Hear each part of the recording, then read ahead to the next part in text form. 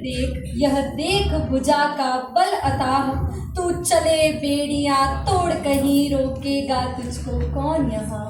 डगमग धरती सा दमित तेज, सागर पारे सा उठे डोल, उठ जाग समय अब शेष नहीं, भारत माँ के शार्दूल हो। सदन की गरिमा को नमन। आदरणीय अध्यक्ष महोदय, निर्णायकगण, इन चंद पंक्तियों के साथ सदन के विषय की व्याख्या के लिए आप सभी के समक्ष उपस्थित। भारत जो सिर्फ विकास ही नहीं कर रहा, भारत जो सिर्फ आगे ही नहीं बढ़ रहा, भारत जहां खिलखिला रहे हैं नवाचार, जहां हो रहे हैं नए अनुसंधान, जो चमक रहा है इनोवेशन के साथ, भारत जो स्टार्टअप के जरिए नई क्रांति की इबादत लिख रहा है, भारत जो नए कीर्तिमान स्थापित कर रहा है, भारत जो नए उद्योग नए व्यापार गढ़ रहा है, भारत जो संपूर्ण विश्व पटल पर अपनी छाया बिखेर रहा है, भारत जो उद्यमिता के सूर्य के उदय के प्रकाश के लिए आसमान बनकर चमक रहा है, वह भारत जो नई आर्थिक क्रांति के लिए क्रांति भूमि बनने के लिए निरंतर सक्रिय है, वह भारत जिसके हर एक राज्य अपनी अद्वितीय संस्कृति के साथ अनूठे प्रतिमान लिए हुए तैयार है, वह भारत जिसके हर एक नगर हर एक गांव अपने एक नए उत्पाद के साथ तैयार है, वह भारत जिसके नागरिक तैयार है अपने अंदर एक नया उत्साह लिए, कौशल लिए, माथे पर तेज लिए, पैरों में वेग लिए, एक उद्यमी भारत तैयार है मेरे, आपके और हम सभी के अंदर। ऐसे में जब आज का विषय कहता है भारत में उद्यमिता, भारत स्टार्टअप संस्कृति और एक नई आर्थिक क्रांति, तब यह समझ आता है कि आज सर्वप्रथम यह समझने की आवश्यकता है कि उद्यमिता अर्थात क्या।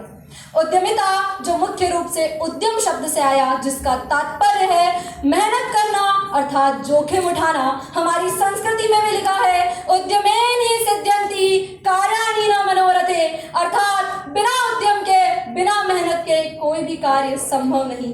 ऐसे में महोदय जब यह एक प्रक्रिया में परिवर्तित हो जाता है तब उद्यमिता कहलाता है। रिचर्ड कॉटलैन के अनुसार भी उद्यमिता एक ऐसी प्रक्रिया है जिसमें अनिश्चित प्रभाव के साथ ही कुछ जोखिम उठाना तथा उससे मुनाफा कमाना, जिसका तात्पर्य व्यापारिक क्षेत्रों से हो। और महोदय ऐसे में यह परिभाषा इस बात को उल्लेखित करती है कि भारत सदैव से एक उद्यमी राज्य रहा है, सदैव से एक उद्यमी देश रहा है।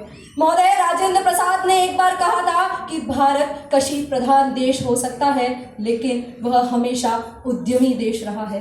जी हाँ, यदि ऐतिहासिक दृष्टिकोण से देखा जाए तो हमारी सिंधु घाटी की भव्यता का और उद्यमिता का शोर मिस्र और मेसोपोटामिया ने सुना। रेशम मार्ग का डंका समूचे विश्व में बजा, चाहे वह वैदिक काल में 1500 से 1800 की सदी रही हो, चाहे वह द्वितीय शताब्दी में मौर्य काल रहा हो, चाहे तृतीय शताब्दी में कुषाण काल रहा हो या तृतीय से 5वीं शताब्दी तक गुप्त काल रहा हो। इतिहास की हर एक किताब यह बात को उल्लेखित करती है कि भारत एक उद्यमी देश रहा है। उसके बाद चाहे वह मुगल काल रहा हो, उसमें भी मुद्रा प्रणाली के विस्तार के साथ भारत में चीनी, मसाले, नील, कपड़ा तथा बर्तनों के उद्योग के साथ ही हमने विश्व पटल पर अपना नाम उल्लेखित किया। चाहे वह ब्रिटिश काल क्यों न रहा हो, उसमें भी जमशेदजी टाटा एवं द्वारकीनाथ टैगोर जैसे लोगों ने न केवल उद्यमों को संचालित किया बल्कि उन उद्यमों के आधार पर हमने स्वतंत्रता को भी हासिल करने में उन्होंने योगदान दिया। महोदय इससे यह बात समझ में आती है कि दौर बदला, काल बदला, समय बदला, लेकिन एक चीज नहीं बदली, वह था भारतीय नागरिकों के अंदर उस उद्यमिता की लौ का होना। आजादी के बाद जब हमने द्वितीय पंचवर्षीय योजना में उद्यमिता को शामिल किया, 1991 में वैश्वीकरण, निजीकरण एवं उदारीकरण जैसी नीतियों के बाद आज भारत के प्रत्येक नागरिक में उद्यमिता की एक लौ जमी। परंतु आज यह समझने की आवश्यकता है कि यह स्टार्टअप संस्कृति और यह आर्थिक क्रांति कैसे हुई। यह हुई क्योंकि हमने उस सिद्धांत को अपनाया जिसे चाणक्य ने दिया। चाणक्य ने कहा था कि न वित्तेन विना कार्यम सिद्धिताम महिताम भवेत्, न च बुद्ध्या विहीनस्य प्राप्यम चे भवेत् धनम्। अर्थात यदि हमें कोई भी उद्यमी कार्य करना हो तो उसके उसके लिए 3 चीजों की आवश्यकता होती है। प्रथम में प्रथम एक विचार, दूसरा उस विचार को धरातल पर लाने के लिए आर्थिक सहयोग और तीसरा क्रियान्वयन की सुविधाएं। और आज इन तीनों ही क्षेत्रों में कार्य किया जा रहा है। जहां नवाचार और नवविचार के लिए सरकार द्वारा चलाई जा रही स्किल इंडिया योजना, जिसके माध्यम से आज 75,000 से अधिक थिंकर्स लैब का निर्माण किया जा रहा है। और आज एजुकेशन पॉलिसी में बदलाव के साथ ही हम देख सकते हैं कि आज अद्वैत ठाकुर और तिलक मेहता जैसे 16-17 साल के बालक भी करोड़ों की कंपनी का संचालन कर रहे हैं। वहीं आर्थिक सुविधा प्रदान करने के लिए चलाई जा रही स्टार्टअप इंडिया योजना, जिसके माध्यम से 75,000 से अधिक उद्योगों का संचालन होना, क्रेडिट गारंटी सी फंड योजना, जिसके माध्यम से 58,000 से अधिक उद्योगों का संचालन होना, मेक इन इंडिया योजना, जिसमें नवीनीकरण ऊर्जा, कपड़ा, उत्खनन जैसे 25 क्षेत्रों में विदेशी निवेश को आकर्षित करते हुए एफडीआई को बढ़ावा देना, चाहे वो पशुधन योजना हो, डेयरी उद्यमिता योजना हो, नेक्स्ट जनरेशन इनोवेशन योजना हो, डिजिटल योजना हो, जैसी कई योजनाओं के माध्यम से आर्थिक सहयोग प्रदान किया जा रहा है। वहीं क्रियान्वयन की सुविधाओं के लिए 6 इंडस्ट्री को छोड़कर सभी को लाइसेंस मुक्त बना दिया जाना एवं पानी, बिजली, सड़क जैसी मूलभूत सुविधाओं का प्रदान करना। हाल ही में इकोनॉमिक कॉरिडोर ऑफ यूरोप का निर्माण करते हुए चाइना के साथ फ्री ट्रेड को साइन करते हुए आयात एवं निर्यात शुल्क के दरों को कम करना इस बात को दर्शाता है कि भारत आज क्रियान्वयन की सुविधाएं भी प्रदान कर रहा है, जिसके कारण हमने स्टार्टअप संस्कृति को जन्म दिया है। संस्कृति अर्थात क्या? हमारी जीवन पद्धति, एक पैटर्न या एक सुव्यवस्थित स्थिति। आज स्टार्टअप संस्कृति बनता जा रहा है।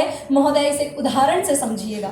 यदि हमें कहीं जाना हो तो हम सब कहीं यात्रा कर रहे हो या हमें कहीं जाना हो तो हम सर्वप्रथम ब्लिंकिट के माध्यम से सामान को बुलवाते हैं। उसके बाद हम रैपिडो या ओला या उबेर के माध्यम से टैक्सी बुक करके स्टेशन तक जाते हैं। रेड बस के माध्यम से हम टिकट बुक करते हैं एवं माई बुक ट्रिप के माध्यम से या ओयो के माध्यम से या अगोडा जैसी वेबसाइट का उपयोग करते हुए होटल को बुक करते हैं। यह इस बात को दर्शाता है कि यह अब हमारी संस्कृति में आ चुका है।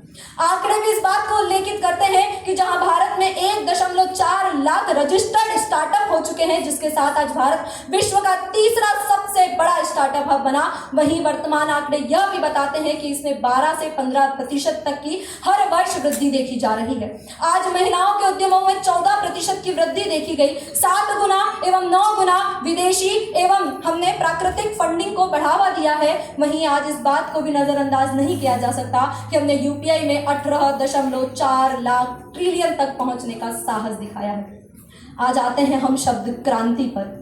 क्रांति अर्थात क्या? एक व्यापक बदलाव, एक मौलिक बदलाव। महोदय, वह भारत जिसने 1960 में अमेरिका से खाद्यान्न पूर्ति के लिए भीख मांगी, आज वह विश्व की सबसे बड़ी आबादी का तो पेट भर ही रहा है, अपितु वह विश्व में खाद्यान्न उत्पन्न करने वाला दूसरा सबसे बड़ा देश बना। वह देश जहां महिलाओं को सिर्फ पैर की जूती समझा जाता था, उस देश की 80 लाख महिलाएं स्वयं का उद्योग संचालित करती है एवं 13.3 लाख महिलाओं को रोजगार प्रदान करती है।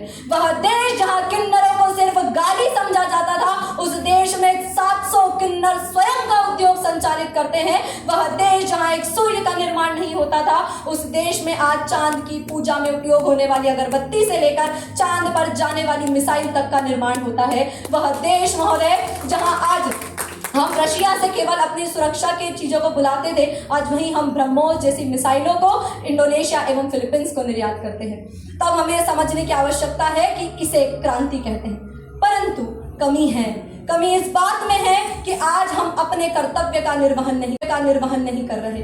जी हाँ, हमें यह समझना होगा कि यदि हमें इस क्रांति को सफल बनाना है तो उसके लिए जन भागीदारी, युवा भागीदारी और कुशल नेतृत्व की आवश्यकता है।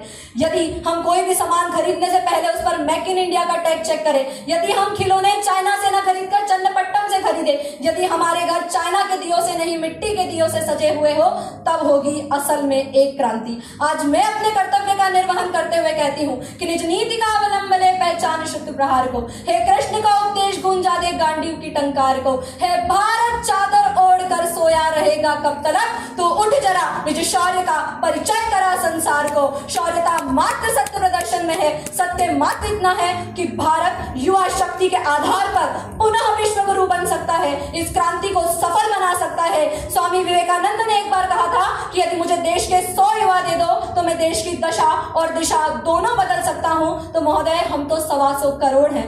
आज आवश्यकता है हमें अपनी शक्ति को पहचानने की। आज आवश्यकता है इस बात को समझने की कि चाहे वो ज्ञान हो, विज्ञान हो, अनुसंधान हो, चाहे वो वाणिज्य हो, चाहे वो कला हो, चाहे वो पर्यटन हो, चाहे वो पर्यावरण हो, हमें अलग अलग क्षेत्र में उद्योगों को संचालित करना होगा। जिस प्रकार एक पिता के पुत्र अलग अलग गुणों को धारण किए हुए होते हैं, उसी प्रकार ये भारत हमारी माता है, हम इसके पुत्र हैं, हम अलग अलग गुणों को समेटे हुए हैं। हमें अपने गुणों के आधार पर इस क्रांति को सफल बनाना होगा, भारत को विश्व गुरु बनाना होगा। धन्यवाद।